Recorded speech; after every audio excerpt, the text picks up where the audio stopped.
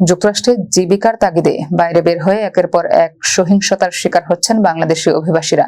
চলতি বছর বিভিন্ন রাজ্যে অন্তত ৩ বাংলাদেশি নিহত হয়েছেন, আরো 2 জন গুলিবিদ্ধ হয়ে আহত হয়েছেন। ফ্লোরিডায় গ্যাস স্টেশনে কাজের সময় নিহত হন নীলুফা ইয়াসমিন।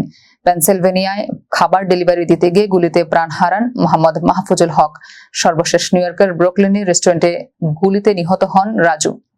একই ঘটনায় আহত হয়েছেন আরেক বাংলাদেশি। এর আগে ব্রুকলিনের রাইড শেয়ার চালক মোহাম্মদ রুহুল আমিন নাসিরও গুলিবিদ্ধ হন।